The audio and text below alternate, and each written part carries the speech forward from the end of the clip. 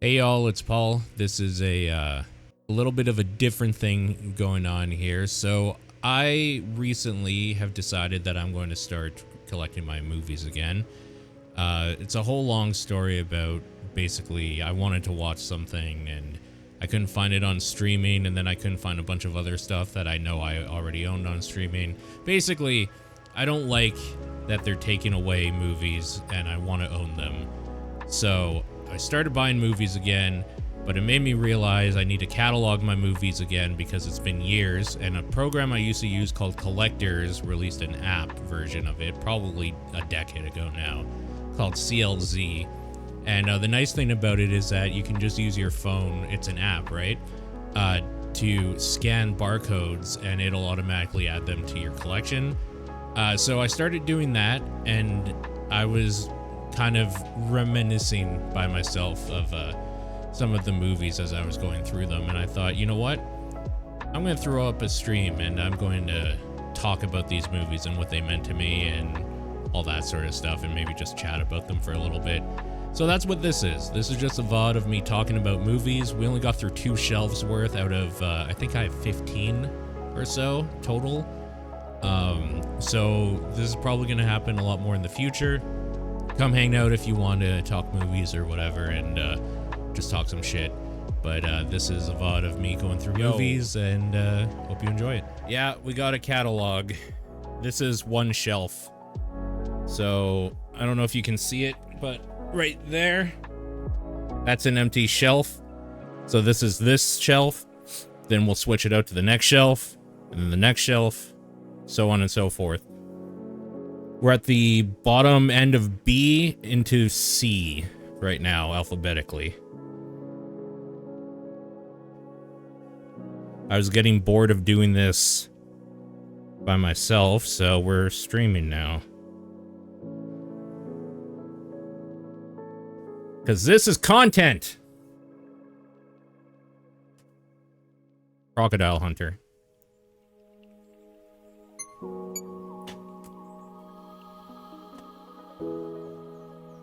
Oh, Crocodile Dundee.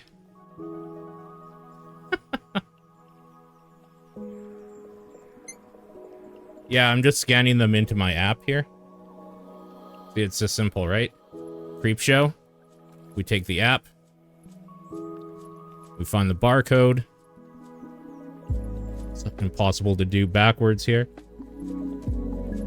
But every time you hear it, that's it being cataloged. Oh man, I don't know if y'all have ever seen The Crazies. Classic movie. This is one I should revisit at some point. From the creator of Dawn of the Dead. I should rewatch this.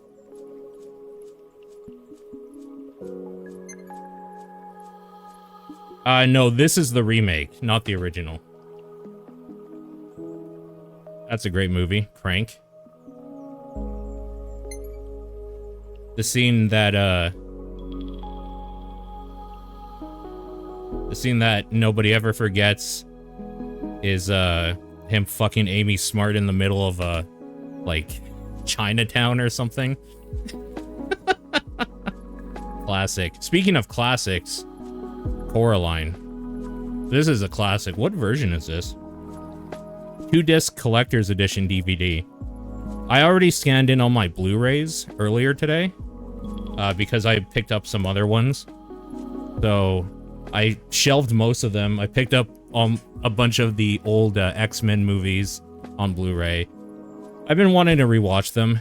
The standout picks, though, is Predator 2, because you never can have enough Predator. And My Neighbor Totoro, found for cheap. So that was fun. It was actually still wrapped and everything, so I'm gonna watch that maybe tomorrow night or something. Not sure. Maybe even tonight, depending what happened, how long this takes. I'm excited. Anyways, I have Coraline on Blu-ray as well, but definitely a classic. Did I scan this already? I did not. Where is... Oh. It was put in upside down. The barcode for this one.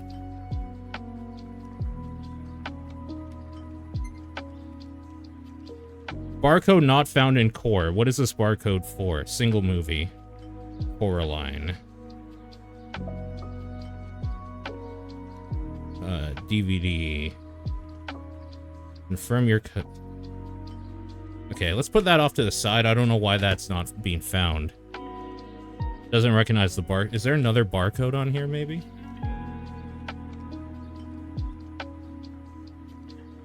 Did it scan properly? It did. It just doesn't. It just doesn't recognize it. All right, whatever. This movie, I think, was the start of me disliking Kevin Smith as a director. Awful movie. Awful. I don't know how much of it is his fault, because apparently Bruce Willis was notoriously shitty to work with. And I personally hate Tracy Morgan. Can't stand him. Can't stand him. Yeah. I like the sound it makes. I don't know if y'all can hear the sound it makes when it scans. Oh, this is a classic right here. I'm gonna pick up the 4K Blu-ray Ultra edition of this. Constantine is like my favorite Keanu Reeves movie. I wish they had done more with it. And it's funny because hearing him talk on talk shows, he wants to play this character again so bad. He wants to play it so bad. I'm using CLZ. In fact, hold on. Can I find... hold on. I had the web site open, but I closed it.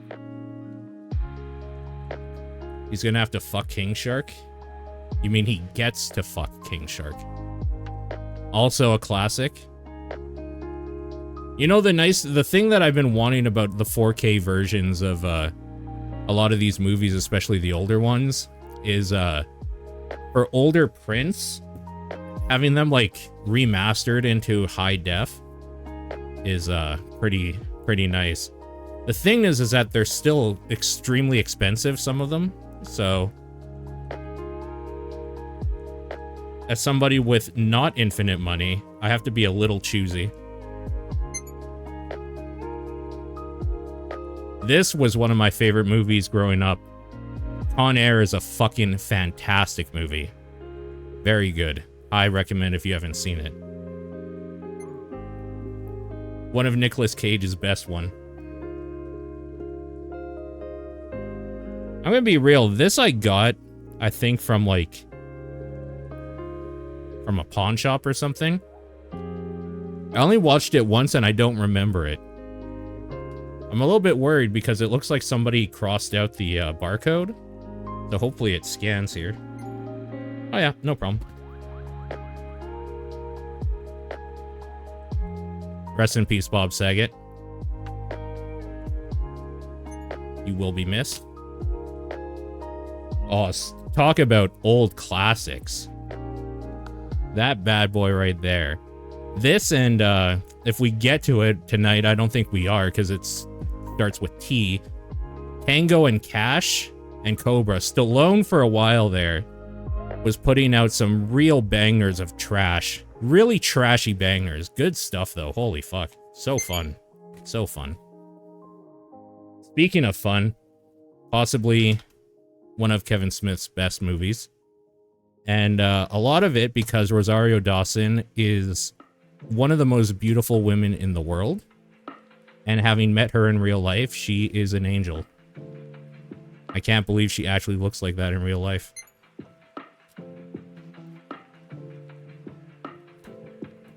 This is the movie that kind of got me into Kevin Smith.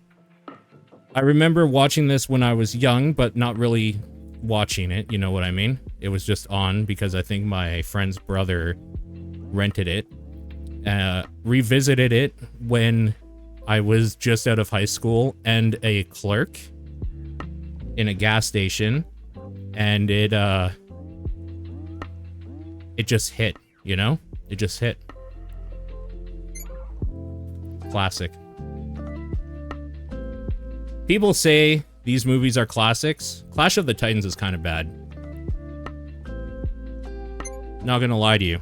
It's kind of bad.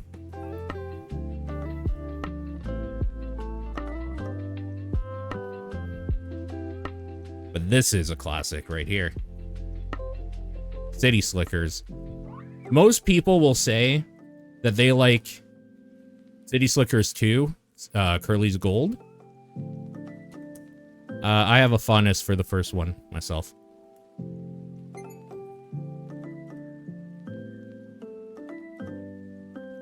I don't know if y'all ever saw or remember this, City of God. One of those, like, critically acclaimed movies that everybody talks about, but I think everybody forgot a few years after it came out. Still worth checking out, though. Let me put this stack away.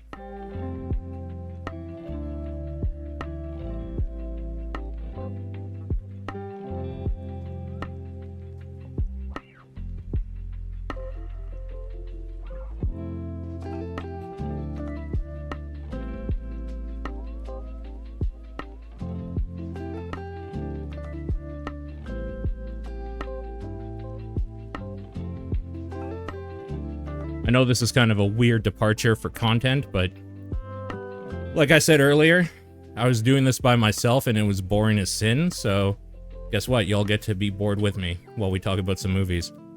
Like Chinatown. The movie that Who Framed Roger Rabbit did better. And I will fight people on that. This is a movie that, when it came out, was kind of, like, huge. And again, people just don't talk about this movie anymore. It's weird. Very good, though. I think The Handmaid's Tale is kind of the new, like, futuristic, everything's fucked version of what there was going on in here, but you know.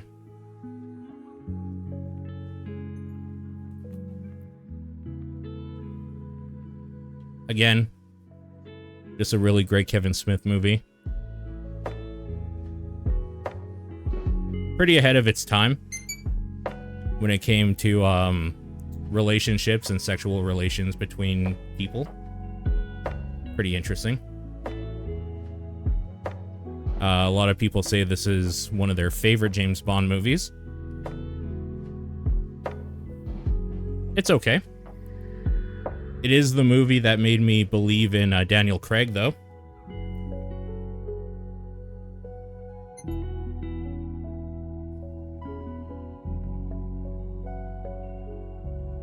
I'm just rebuying. I'm gonna rebuy all the MCU movies on Blu-ray. I don't even remember buying this, to be honest with you. But there it is.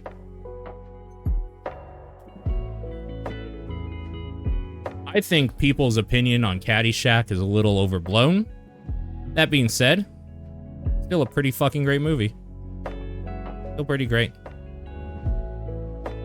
I miss Rodney Dangerfield. I sometimes think about how Rodney Dangerfield's act would have changed as the world kind of did, you know?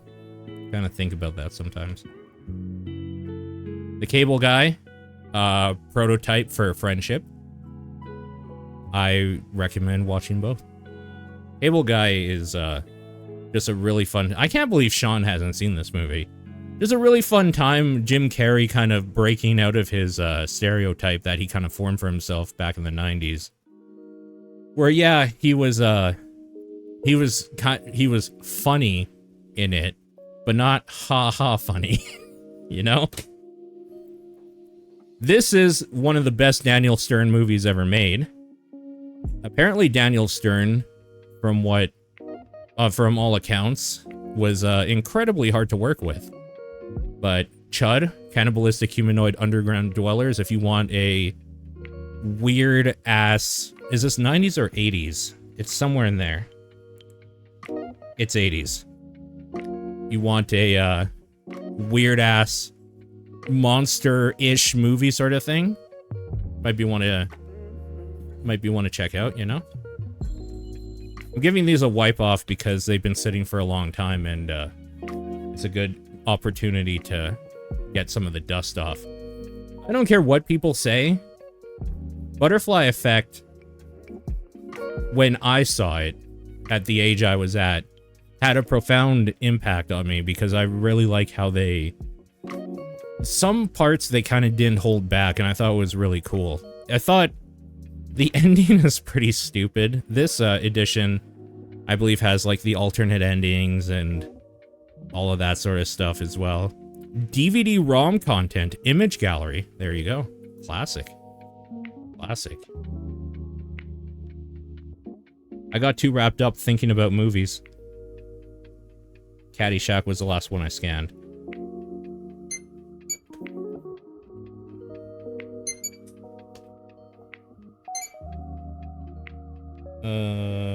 Okay. I remember getting this movie from one of my friends for my birthday when I was younger. And I am very, very glad my parents at the time didn't know what this was. Because Adam Sandler and Damon Wayans might say expletives more than they say real words. Still kind of a weird, fun little movie. This is one I might revisit, actually. I should, let me make a note to myself.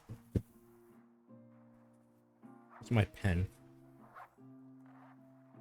I kind of want to watch that one again.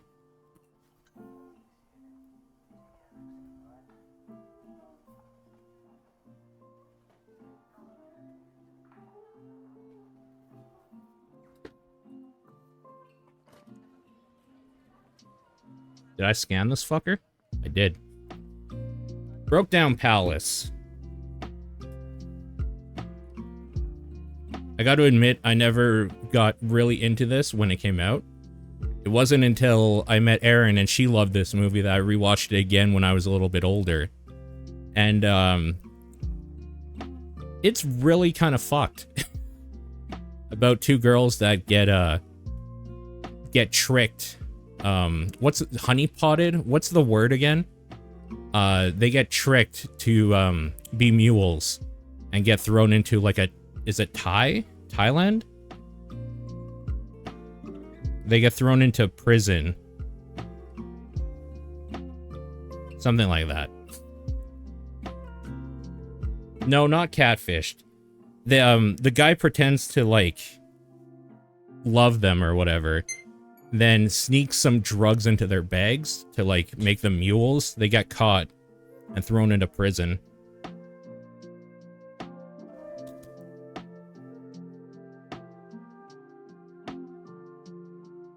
I don't remember buying this. I don't know that I've even seen this. I love Anne Hathaway though. Maybe one day I'll watch it.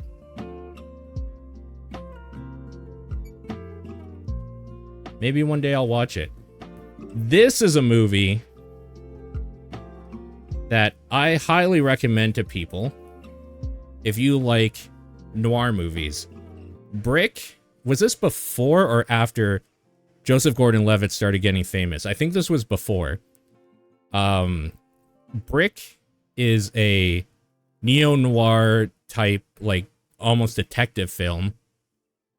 I highly recommend checking this one out if you like that sort of movie. Very, very cool. Like a modern day, like 50s detective noir movie, but with like kids or what, like teenagers or whatever, young adults. Very good movie. I mean, for a lot of us, I think this was one of the best movies from the day, right? The Breakfast Club. Still a fucking classic. Post Third Rock. It is post Third Rock, but it's before like Inception. It's in that like part where his star was rising, not It was before it had shot out, you know what I mean? Speaking of classics, I wasn't a huge fan of this until I rewatched it when I was older. Breakfast at Tiffany's. There was a natural charisma to Audrey Hepburn. Very good. Good movie. I just want to make sure I'm putting these the right way. Okay. Then this one, I think we got in like a bargain bin just to watch one night. Because I've seen this before, and I don't think it's necessarily very good. But, like, it's fine. This is the type of movie that we would have got at a $5 Walmart bargain bin to watch, like, because it's cheaper than renting it, basically. Alright, let me put the stack away.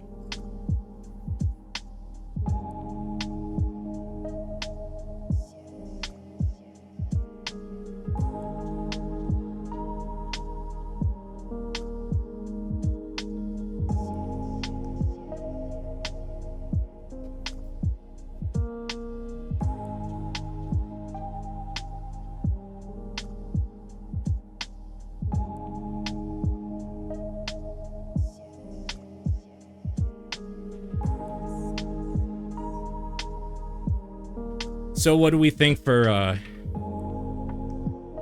weird-ass stream idea? It's a little different. Kind of fun, though. Kind of fun reliving the past. Past movies like The Brave One.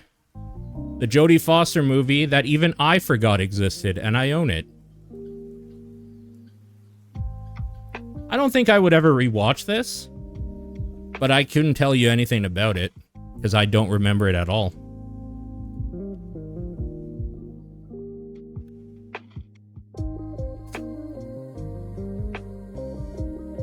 This movie, if you weren't the right age for when it came out, was kind of transcendent. Bowling for Columbine, while not necessarily a great documentary and kind of like crazy propaganda and kind of just gets some shit wrong, was kind of like a fun, eye-opening experience for a bunch of 16-year-olds us's that lived through the Columbine era and kind of like were firsthand part of the fallout. You know what I mean? It was kind of neat seeing a movie explore some of that shit back then. I think if you watch this now, it wouldn't, it probably wouldn't hold up for some people, but didn't he get sued for the South Park parody? I don't know. Probably. That sounds about right. You know, I think he's kind of a fool, but I really respect the balls that that dude has. Michael Moore. I would say more balls than, brains sometimes, but you know what? It's pretty fun. Sorry, I'm just adding the movie so I don't accidentally fuck something up. See? Oh, you probably can't see. Yes, I agree. I do think I have supersized me in the stack back there. Add more movies. Okay. This was a classic. Love or hate him, it was a classic at the time. Hard to express how much of a classic it was if you weren't there. You know? I think that's probably the same that could be said about most movies, but you know. This movie, I thought was actually pretty good. Which is interesting because the person who writes it, I don't respect as a writer very much at all.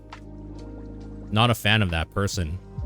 But every now and then he does a good product. More than anything, I think that Denzel can carry even the shittiest shit, though. So, you know.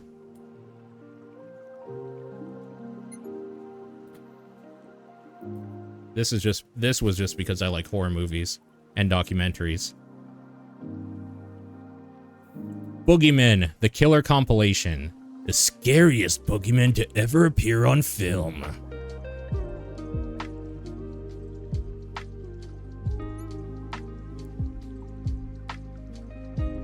Is this the original? Yep. I don't even have Blues Brothers 2000. I don't like that movie very much at all. This is an instant classic, and it makes me really sad that John Belushi's dead, though. Taken way too early. Could have done some really great shit. Speaking of really great shit, man, some of these cases are fucking awful. I think this is the first David Lynch movie I have alphabetically. What would have come before Blue Velvet alphabetically for David Lynch? Elephant Man starts with E. Racerhead starts with E. Lost Highway. I think this is the first one. Blues Brothers is great. Yeah. I should rewatch Blue Velvet. I should rewatch it.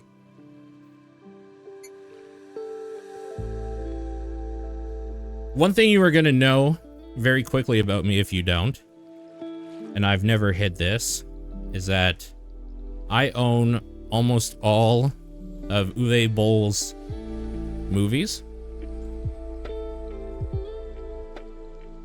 I'm not saying they're good. In fact, they're not. But I have a good portion of the video game ones. Blood Rain's pretty bad. It's a pretty fucking bad movie.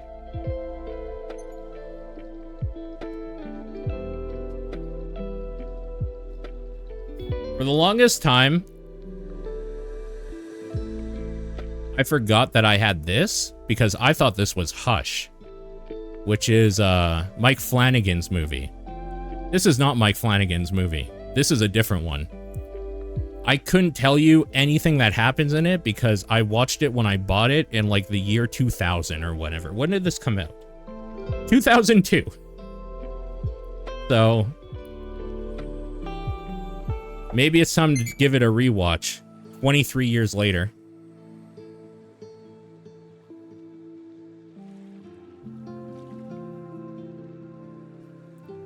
This right here is another one of those you had to be there. I think it still holds up. But the Blair Witch Project, when it came out, was transcendent in horror. I remember we went to go see this for my birthday. And there was a place called Kelsey's right by the movie theater. We would go there first and eat. And then we went into here, and I remember seeing this in the theater. And there was this weird, like, era of, oh, it actually happened. This is real, blah, blah, blah.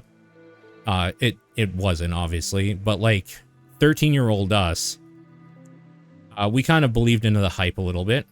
And sitting there in the theater, and the aura of this movie just chokes the fuck out of you. It's awful. It just holds you and never lets go the whole time. Until that ending with the only quote-unquote jump scare, if you can even call it that. One of the most memorable movies of my lifetime. And it's one of those weird things that got memed a lot and made fun of or whatever. Parodied. But it is, for my era, one of the most transcendental horror movies of all time.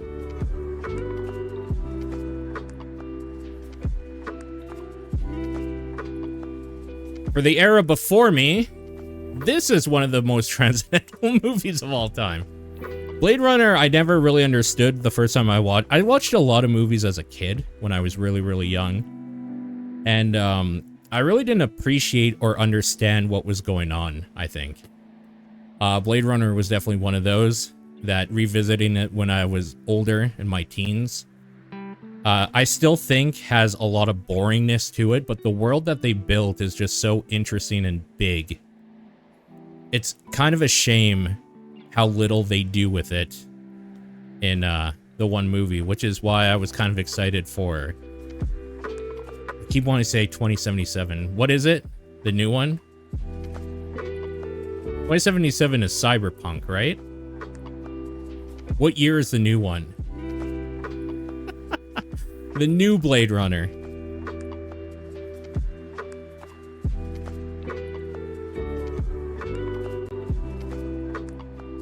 I'm trying to see what else they added here. Not a whole lot of special features on this one. This is the pretty bare bones one. There are special editions versions of this movie, and this is not one of them. 2049, thank you. 49. I think 2049 also let me down a little bit, but at the end of the day, they're just kind of visually fun, you know? Also Harrison Ford. Who doesn't love Harrison Ford?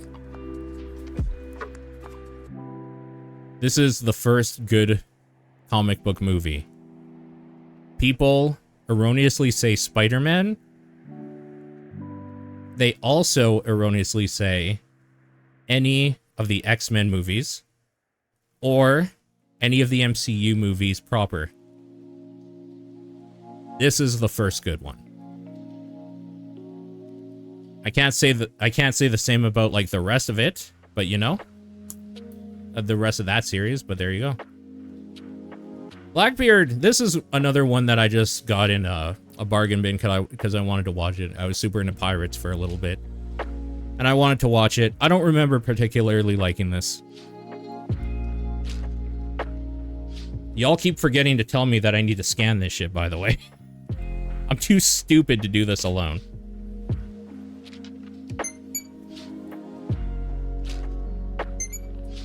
Isn't that one of the best sounds ever? Listen to this shit. Oh, that's so good. What a good sound.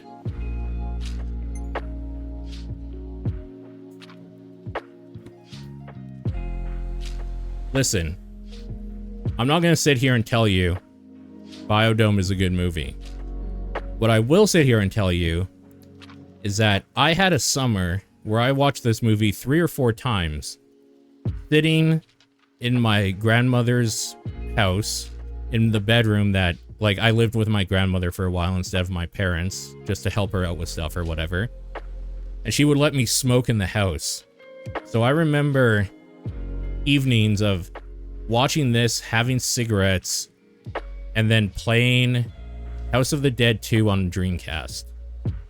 And I'm not saying that this is part of the reason why I enjoyed my time that week or summer or whatever, but it's not part of it.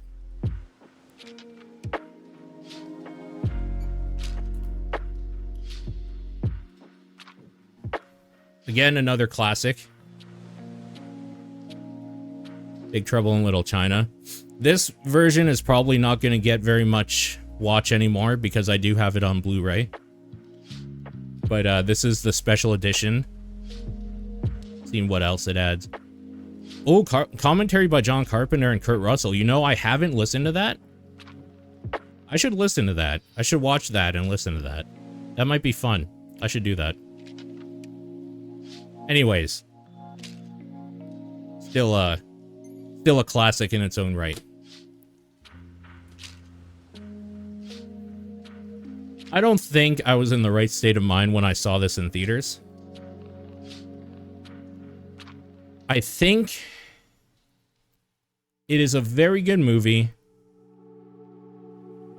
especially when you get older.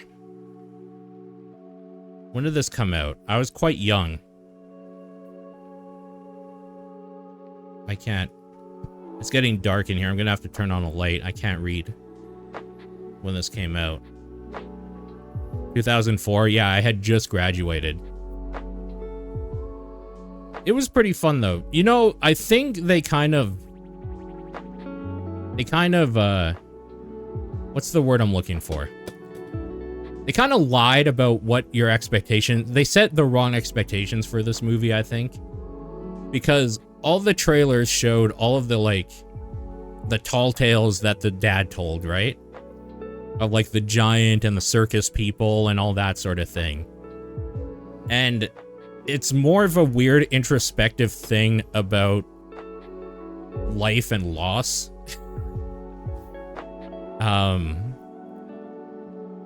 Yeah, it's still a good movie though. I enjoy it. All right, let me turn on a light. And do y'all want some more? I have 1, 2, 3, 4, 5, 6, 7, 8, 9. I have 10 more shelves. This was one. This was one shelf we did. I have 10 more. All right, let's keep rolling. I'll be right back.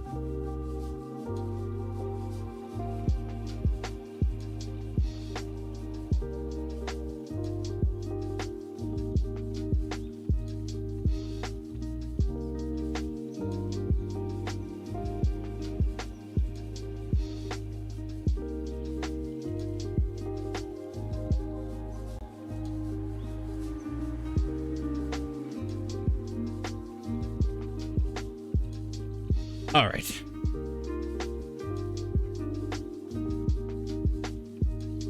Spoiler alert for some of the stuff coming up, I guess, huh? All right.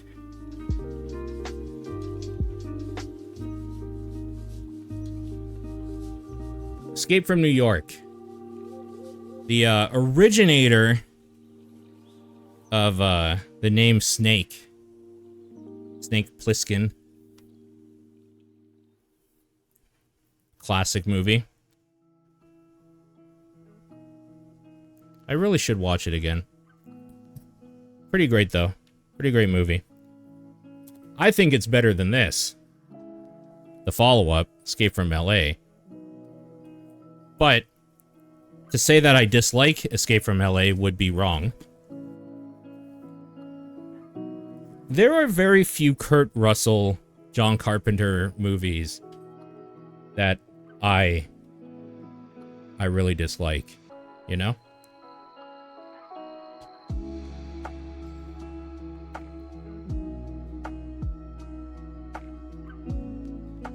Sorry, I'm just adding the movies from before so I can start scanning again. You have a different edition of Blade Runner in your collection. Add as new, bitch. I'll tell you when I've had enough Blade Runner. You already have a different edition. Add as new, idiot. Add more movies. Okay.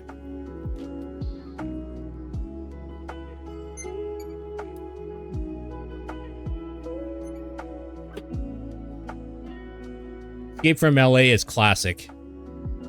Or Alcatraz. This is a classic movie. You know, a lot of people really love Shawshank Redemption. And they should. But I legitimately think that if you like Shawshank Redemption and haven't seen Escape from Alcatraz, you should check it out. You should check it out. I kind of wish Nathan was here. This seems like the type of stream that Nathan and I would excel doing together. It's too bad he's dead. Eraserhead, classic. This is one that I'm going to get on 4K if possible. Classic movie.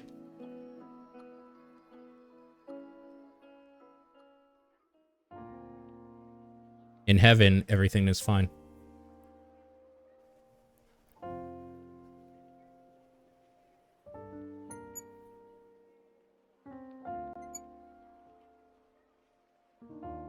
I actually don't know much about Aragon, but I watched this movie. This is one of those movies that I watched on Netflix first and then bought because I had a really good time with it.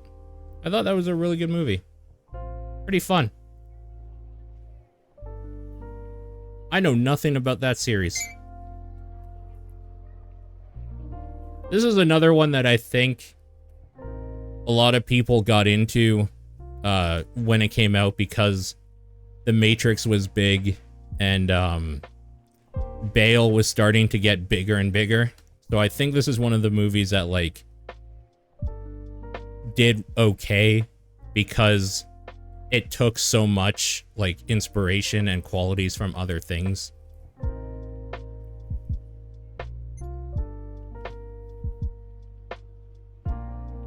I wouldn't say I'm necessarily a big kung fu movie guy, but Enter the Dragon is a all-time classic. For good reason.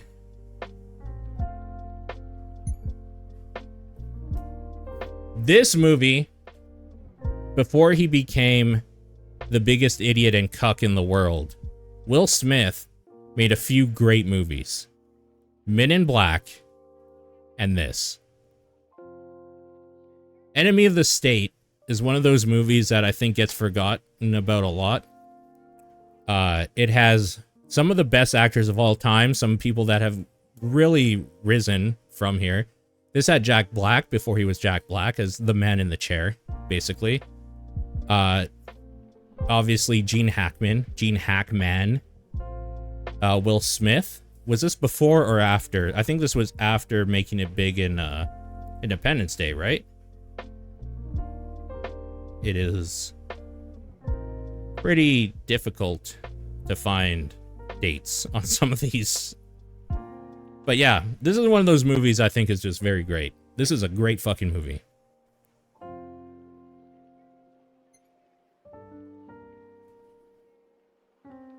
This is not a very great movie.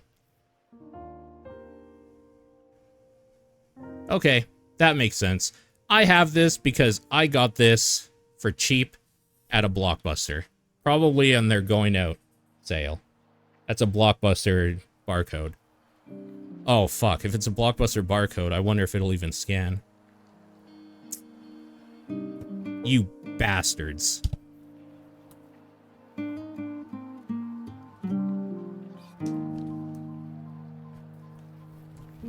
Hold on.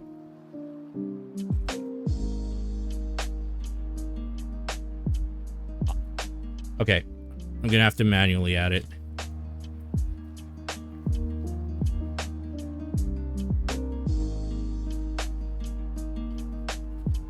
You were more of a Fresh Prince Will fan than a movie Will fan? Hey, I get it, dude. I get it.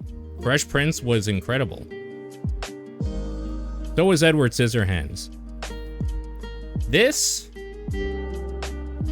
is a completely sealed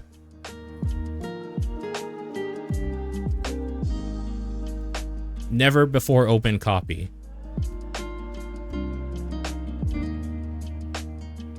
I wonder why. Also, look at the top there. Full screen edition? Gross. Whoop. Imagine watching movies full screen. Fucking weird.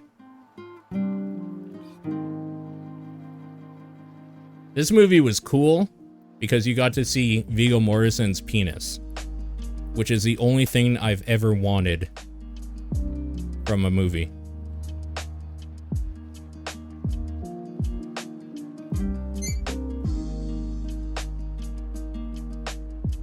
Oh, that's weird.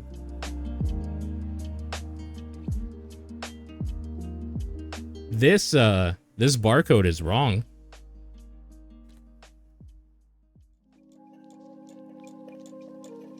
This is what movie it thinks I scanned. I don't know if...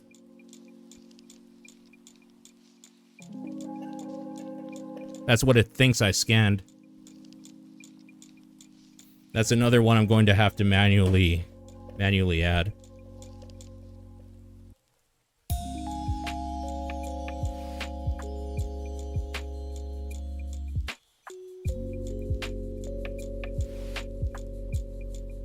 I'm gonna be real. I got this just because it was in a bargain bin. And, Shia LaBeouf's star was rising. So I wanted to watch it. I didn't think it was bad. I didn't think it was good. This movie right here. This is an underrated classic right here. Dreamcatcher. Again, a full screen edition. Man. 'Tis the era, I guess, huh? Anyways, listen to this cast. So, if you don't know, Dreamcatcher is a Stephen King based movie based off a Stephen King book, right? Listen to this cast. Morgan Freeman, Thomas Jane, Jason Lee, Damian Lewis, Timothy Olyphant, Tom Sizemore, and Donnie Wahlberg.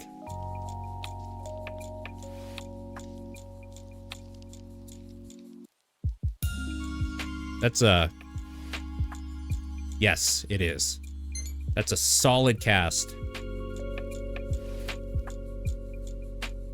This right here, there is a phenomenon I think y'all know, that when one movie comes out that makes it big, other movies try to basically copy it, right?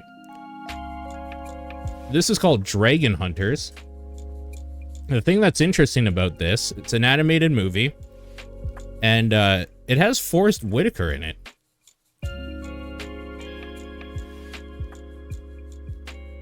Trying to get it so there's no glare. As you can see, this one is also still sealed.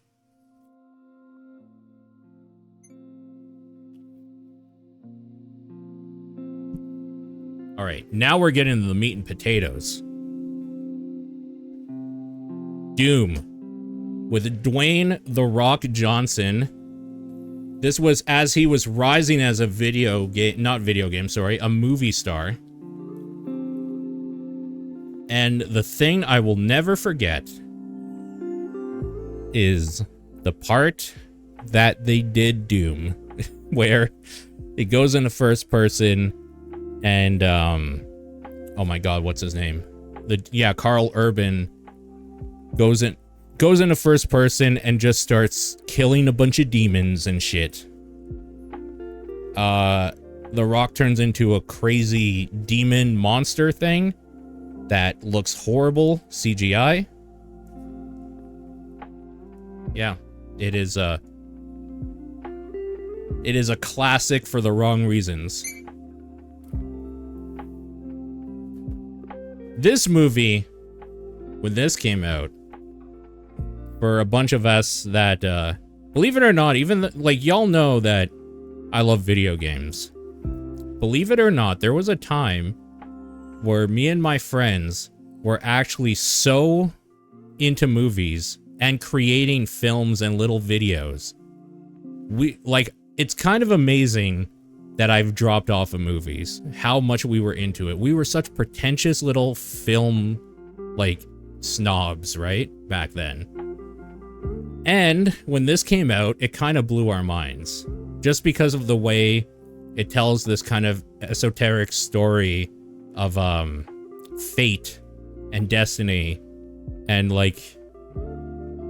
that sort of thing, right?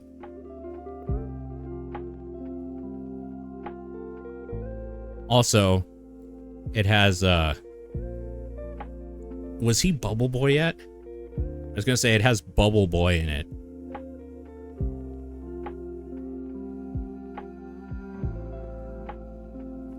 I can't see it. I can't see a date on it. It's getting harder and harder to see anything, to be honest with you. It's getting dark in here. Also, the drugs are kicking in. So we were big film snobs. My one friend and I, specifically, like, our whole group was really into movies. My one friend and I were really into horror. There was a moment there where we got really into the Exorcist movies. Now, if you haven't seen Dominion,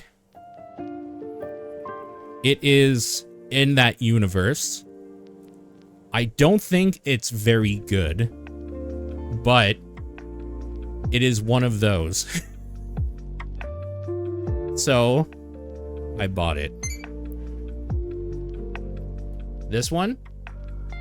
This is... I can tell you in a second here.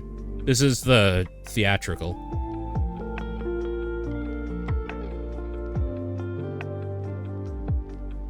Yeah.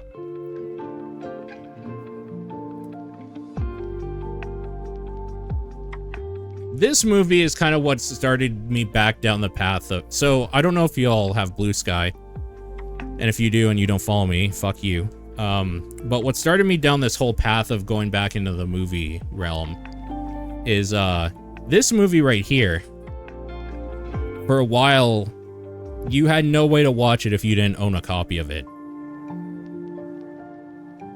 And that sucks. Not because, like, I think this is a great movie. I really like it. I watched it semi-recently again. And it's not because I think this is a great movie that sucks. But it really sucks that companies can decide that their art that somebody put through just because they publish it or put money behind it is no longer accessible to people. And, it kind of hurts, you know? It hurts to know that some of the things I grew up loving are so easily taken away.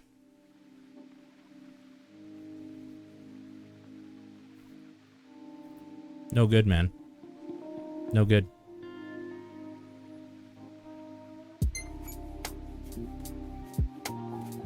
Remember how I said that I own all Uwe Boll stuff? Well, I have a tendency to like to collect video game movies. And I don't think you should. But if you do, Dead or Alive is a movie that you can own. No. This isn't Uwe Boll. The conversation was video game movies in general. That's why I have a lot of Uwe Boll stuff, for the record. It's because he does a lot of video game movies.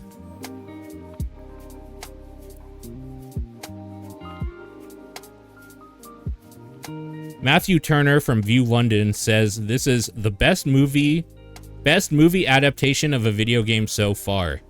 And at the time, you know what? He may have been right. I think people always say that,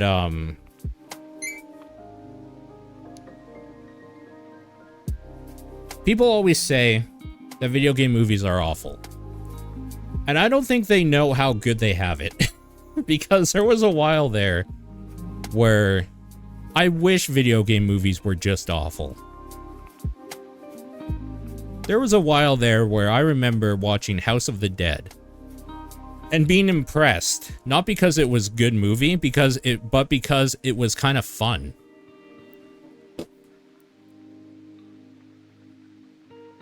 The fact that they have Devin Aoki and Jamie Presley in this is insane, by the way.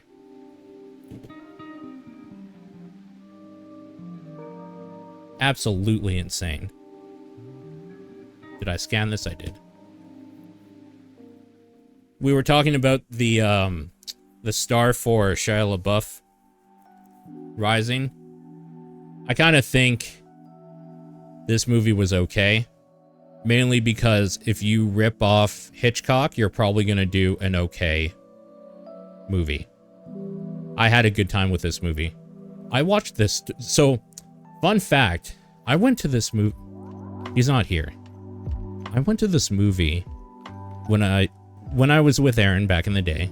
I went to this movie with another girl I was into. And it caused such a shitstorm.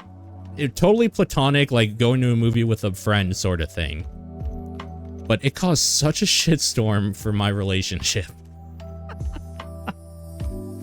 So I will always remember that in a less than fond way.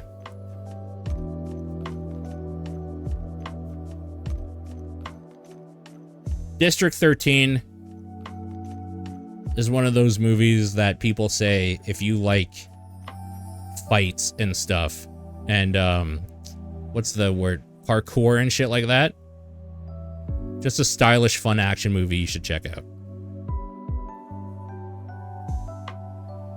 I didn't scan Disturbia.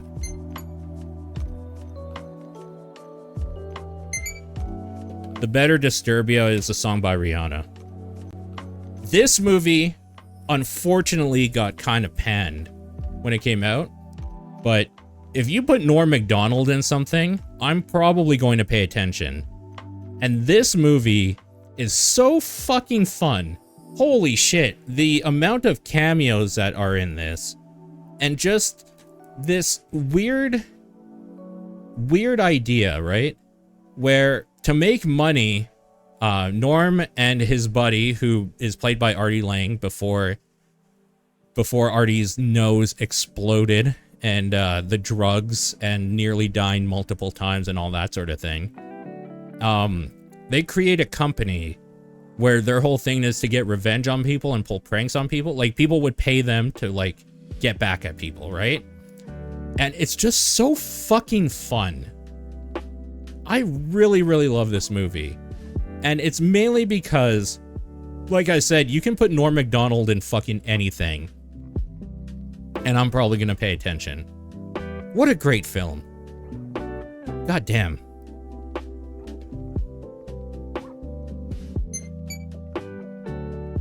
Alright, I'm gonna put this stack away, and we'll continue on to this one.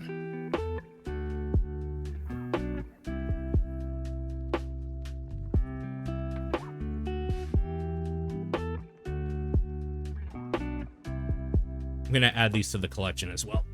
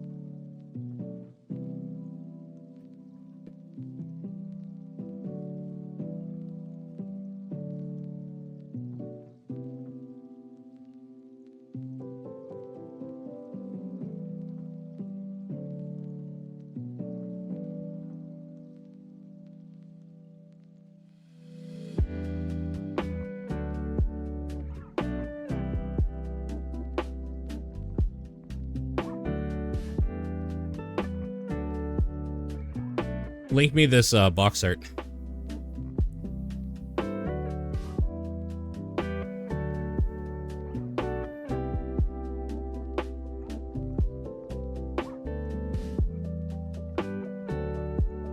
I actually don't remember this movie.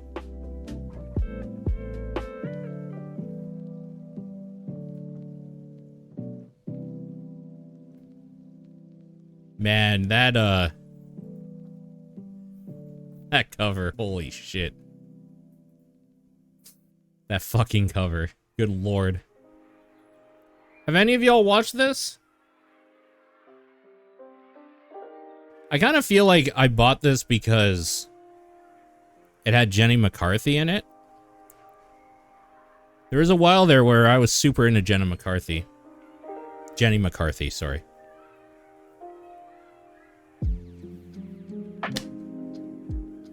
Didn't come with anything special. Just a disc.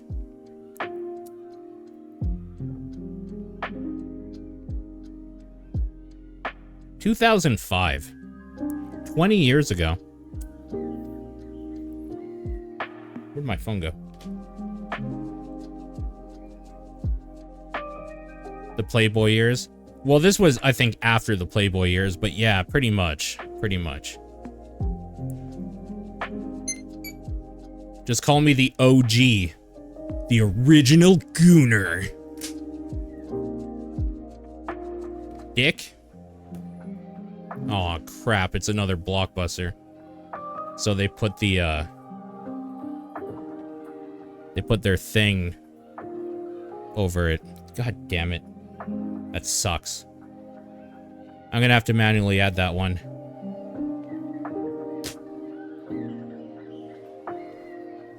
I think this movie might be one of Rob Zombie's actual good movies. That being said, I think this is one of the most overrated, quote-unquote, horror-type movies for a certain subsect of people. It is good. But the way some people talk about it, it's like they haven't ever watched another movie. Act like you've been there before, man.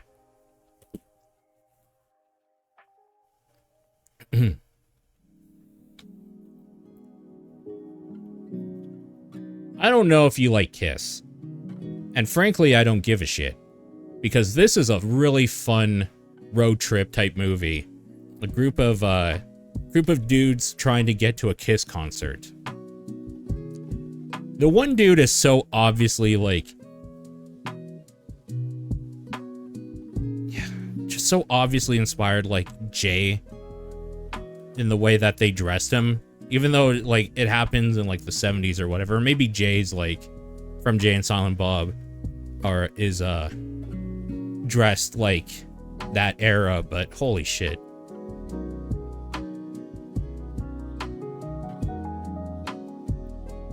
God, it's so hard to read some of this stuff.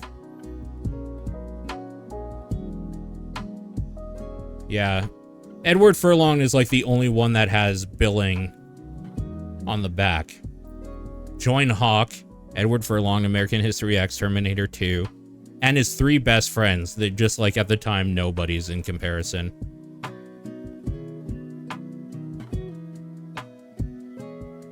Even though they've all done stuff.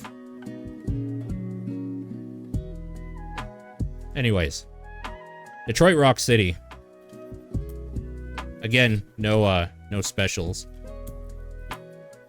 This is that's a great fucking movie though. Super fun. If we want to talk about overrated movies, I actually don't know that there's many that are more overrated than this one right here. I need us to be in understanding with each other here also. When I say something is overrated, I am not saying it's bad.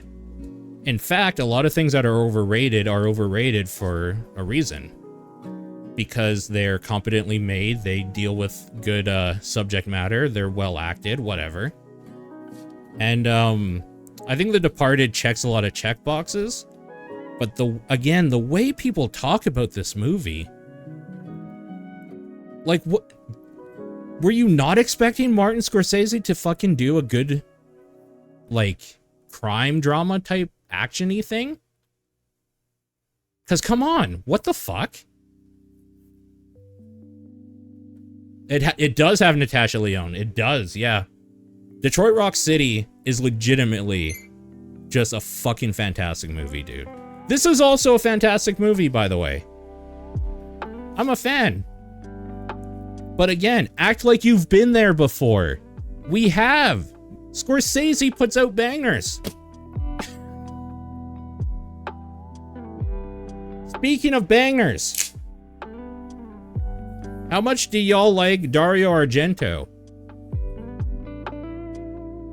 All you disgusting Italian horror nerds like me in the back. My favorite was when Dario Argento's daughter, Asia Argento, did some nude, like, covers and stuff. Anyways, I wouldn't say Demons is a good Argento film, but there's a funness to it that I enjoy. Hey, this comes with an actual insert. You can tell it's from a different era. When, even basic editions of something, they cared enough to try to put something in there. What does this come with? Audio commentary. From Lamberto Bava.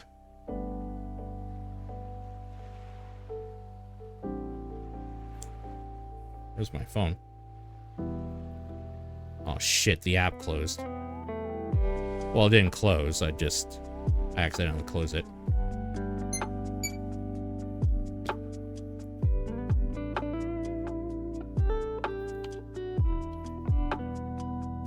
Classic movie right here. Deliverance. Come on, man. Burt Reynolds and Jon Voight.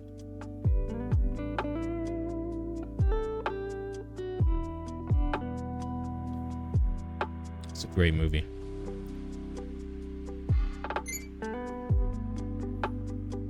I didn't realize they made a TV show out of it either. I don't think I've watched this. This seems like an Aaron movie. Have any of you watched Definitely Maybe? This seems like a movie she bought on one of their sales. From the makers of Notting Hill. Ryan Reynolds, Isla Fisher, Derek Luke, Abigail Breslin, Elizabeth Banks, and Rachel Weisz. You have? You like that movie? I'm gonna go ahead and peel this previously viewed sticker off there so you can actually read the title of it. What if I don't like Ryan Reynolds? Because I actually don't really like Ryan Reynolds very much at all.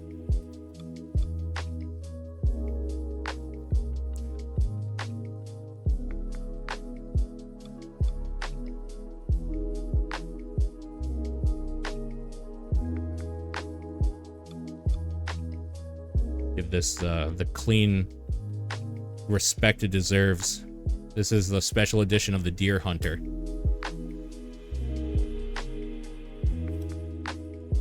The movie that inspired a lot of the story from Black Ops, Call of Duty Black Ops.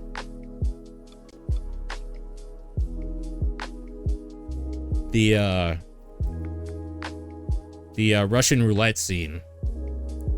And just the fact that this movie deals so much with PTSD after the war and stuff.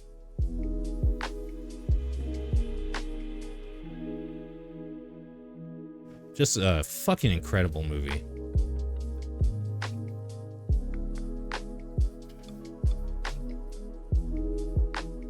No barcode. I'm gonna have to manually enter that one.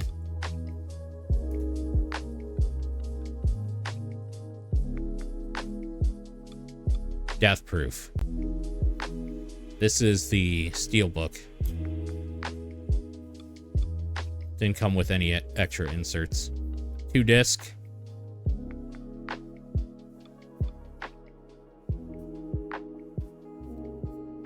Which Grindhouse movie did you guys like more?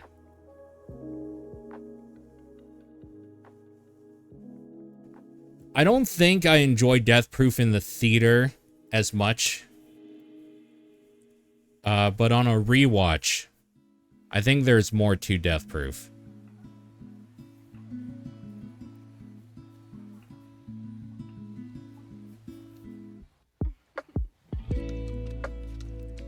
I think also knowing that what's her name did all of her own stunts because she's a stunt woman. Like, fucking crazy.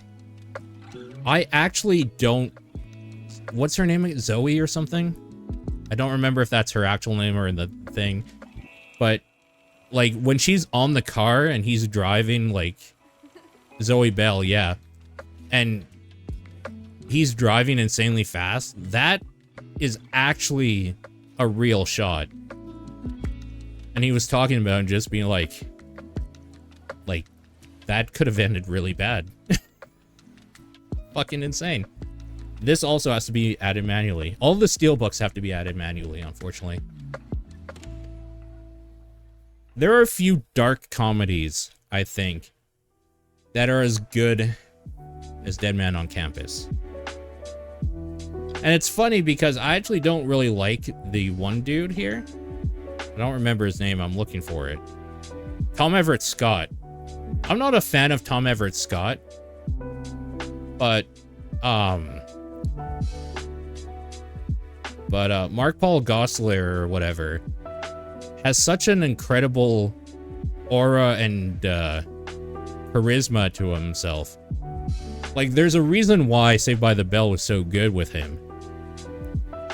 So charismatic, you know? This is a fun college time movie. Has to deal with suicide. So, trigger warning or whatever.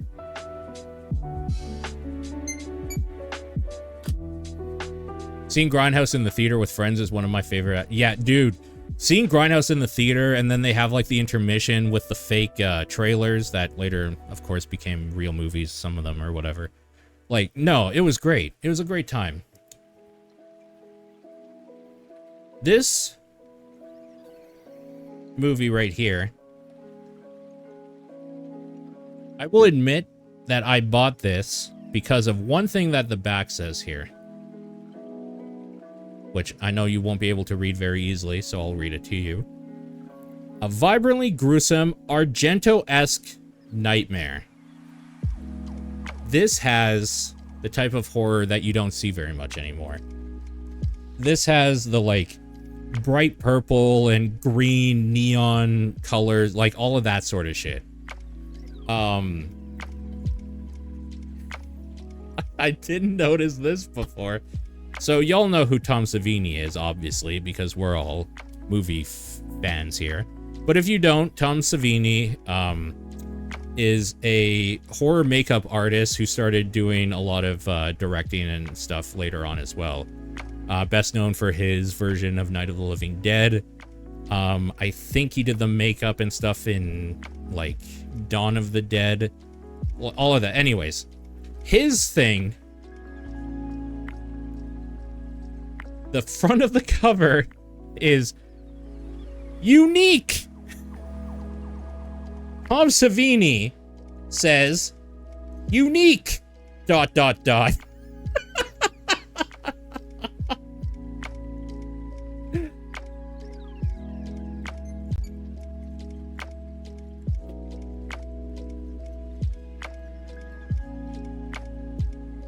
You're not a real horror fan. Unless you love Dead Alive. You're not a real horror fan if when people say the name Peter Jackson, you don't think of a weird Sumutran rat monster that causes a plague that causes zombies to overtake this little town. Or the main dude getting so fed up by the end of the movie that he takes a lawnmower and uses it as a weapon to mow down zombie heads. If y'all haven't seen Dead Alive, I mean, I just don't know what to tell you. You're missing out on one of the funnest horror movies ever made. One of the funnest horror movies ever made.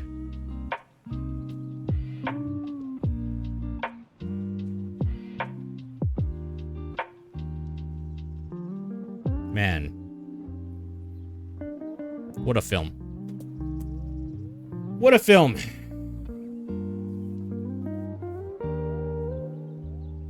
That's the nice thing about old movies. I get older, they stay the same age. All right. Yes, they do. Yes, they do. Dazed and Confused is one of the original penultimate fucking high school survival movies. Very good. Classic movie. I'm gonna put this forward a little bit to kind of give myself an idea of where to stage things. All right, I'm gonna need your guys' help. Again, have any of y'all watched Daydream Nation? Looks like Aaron spent a little bit more on this one. $14.99. Juno as reimagined by David Lynch or a funnier, sunnier Donnie Darko. Excuse me? None of these words make sense together.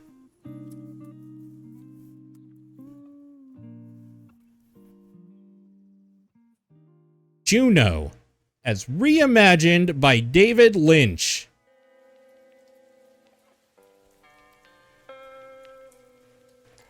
You know how earlier I was saying how Rosario Dawson is like one of the most beautiful women alive? In my opinion, and maybe it's because we're roughly the same age, I think we are the same age, Kat Dennings is one of the hottest women to ever live. Period. God, fucking love her.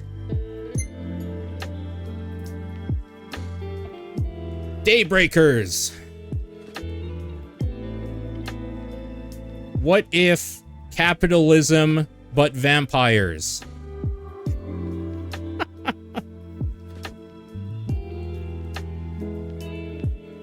This is one I haven't watched in a while. Man, Ethan Hawke was just in some weird shit for a while there, huh?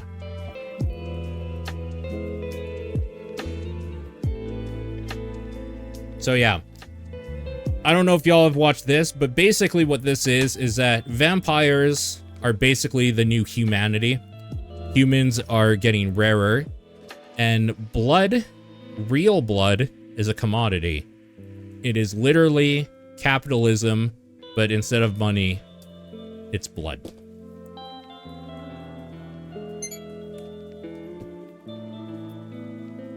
Oh, now we're getting into it. Now we're getting into it. We're gonna do this one first.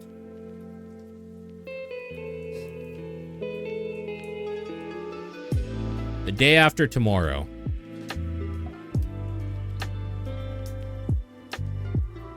What did y'all think of The Day After Tomorrow? Because the thing I remember is them literally running from the sun because they were going to be super frozen.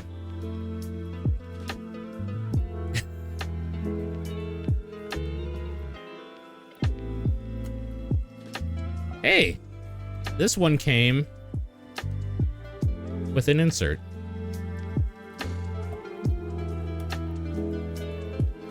Emmy Rossum is in it? Oh? It's at this point I actually can't read some of these. It is Omega Stupid. But yes, I mean I remember having a fun time with it. So I'm with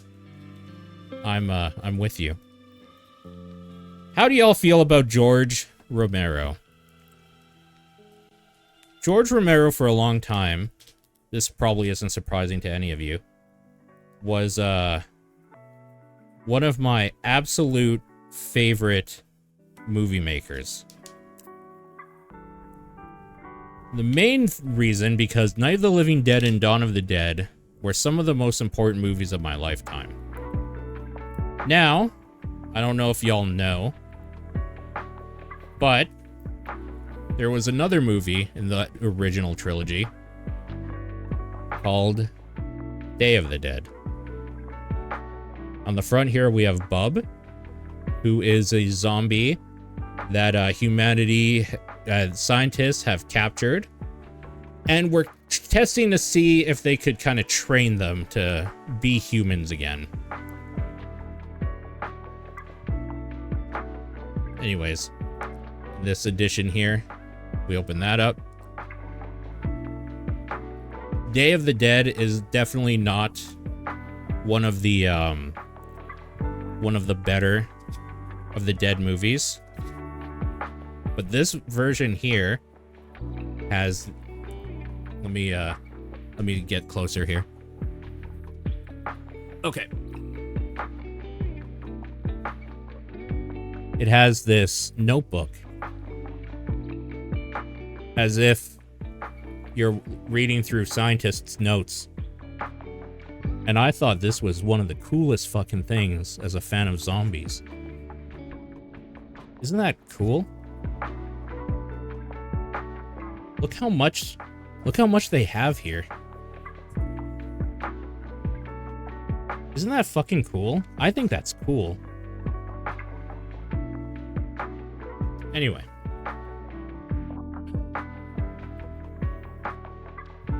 I thought that was neat. This movie's okay. It has an underground city where humanity is kind of like trying to regroup after, you know, all the issues from the previous movies. Yes, Survival of the Dead, Diary of the Dead, Land of the Dead. There are a lot of Romero of the Dead movies.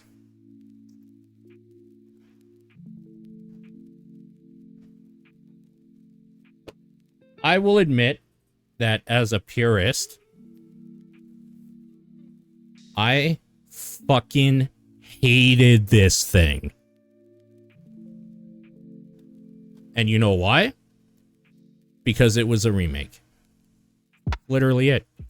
Not based on the merits of what was shown. Not based on anything that happens in it. Not based on the writing. It is a totally fun, totally good, standard zombie horror movie. And I was so up my own fucking ass for so long that I talked so much shit about it. But really, yeah, it's good. It's a good movie. It has, what's his name from Modern Family? You know, Phil Dunphy. One of the best parts of Modern Family, just the fun, happy-go-lucky dad. Well, in this, he, I think he says a couple slurs. He definitely talks, about some guys sucking each other's dicks or something. He is a real piece of fucking garbage in this movie, and it's kind of great. Sarah Polley is fucking fantastic also. Sarah Polley is so good. I love her. In general, not just this movie. Anyways. It's one of those movies that I will admit I was an elitist fuckbag about. And I hated it just because of what it was.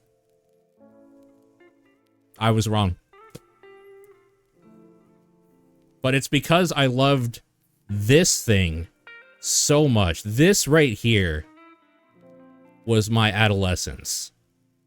This was my go-to homesick from school movie that I would watch. And not necessarily feel better, because all of the blood and effects in it look like they're SpaghettiOs and Chef Boyardee. But this package and this movie is one of my favorite movies of all time. Still.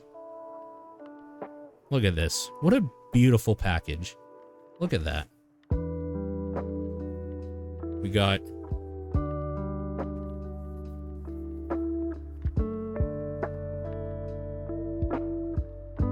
that here.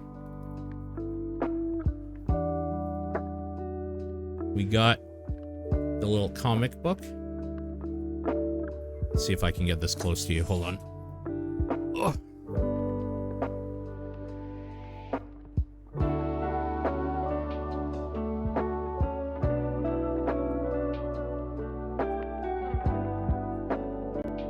There's something about the way this movie is that it is Night of the Living Dead is the good Romero movie. But for me, this is the fun one, you know? I can't express to you properly how much I love this film. It is my everything as I was growing up. This comic does not want to go back into its slot here.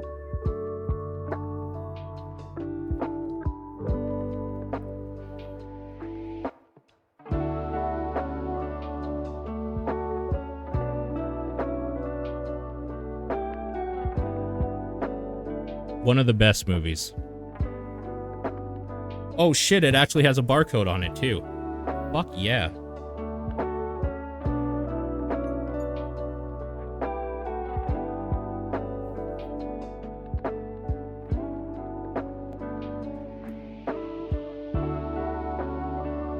There was a time when Dave Chappelle was just on everything. This was just kind of fun. I got this for cheap.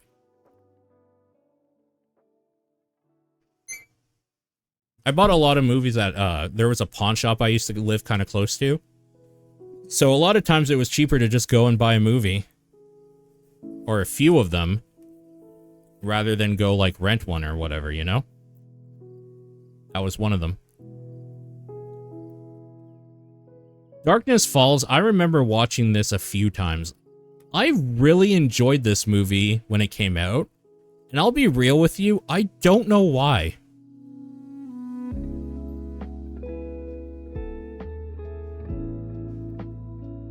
This was the Tooth Fairy, right?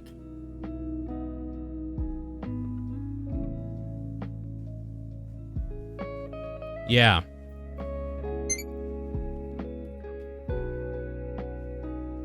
My phone is running out of battery. Hold on.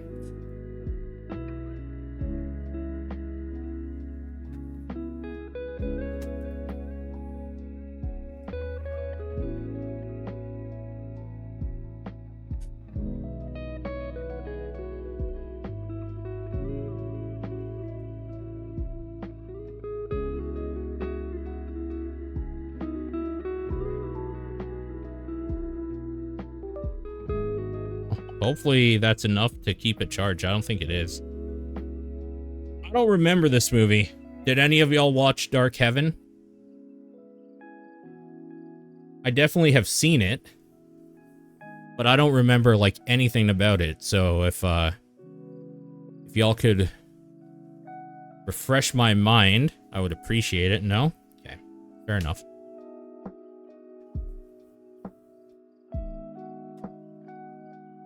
Fun fact, I haven't seen this movie from start to finish. I've only ever caught all of it in parts while other people watched it.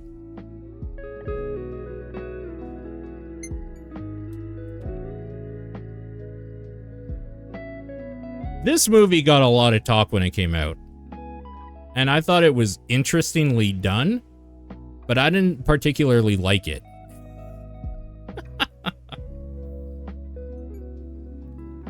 Oh, we're getting into it, boys. Oh, we're here. We're at the Cube zone.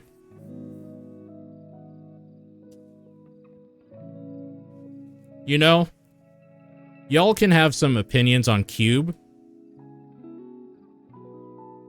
I still think Cube 1 is just so perfectly made.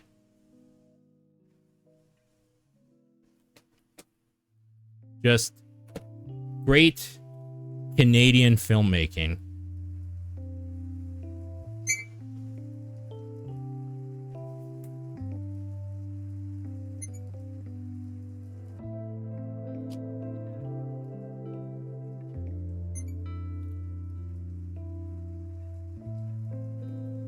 You guys, I think my phone's about to die. I think this stream might be ended pretty quick here. I think we might be ending the stream pretty quick. We only got to We only got done we only got done 1, 2, and 3. You guys didn't see 1. If I did, I'd be done. If I did this alone, I would just scan them. But honestly, when I was scanning the first row, the first shelf, I really just wanted to talk about these movies. Because some of them, as you probably have noticed, don't mean shit to me. But some of them are like striking a chord in my soul, seeing them again in a way that like I wasn't ready for. So I felt like it was something that I wanted to do a stream of, where we could chat about some of these movies, but maybe more importantly and maybe more selfishly, about some of the movies that made me who I am, you know?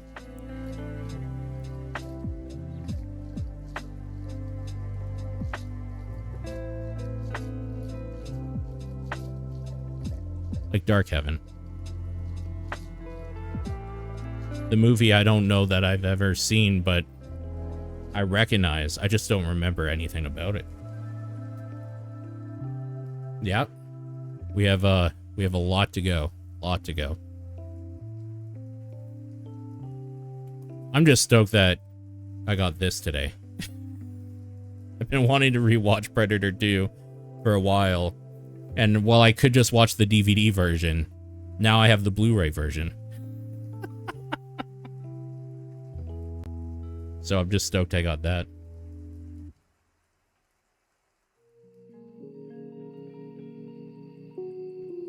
Alright, what do you think, Fergus? What do you think, fat boy? Good boy. Good boy.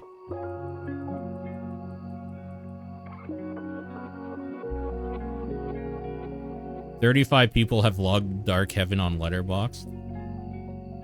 You know what's a shame is that you're going to notice a lot of my movies that I have are from an era. And that era isn't like the last 20 years.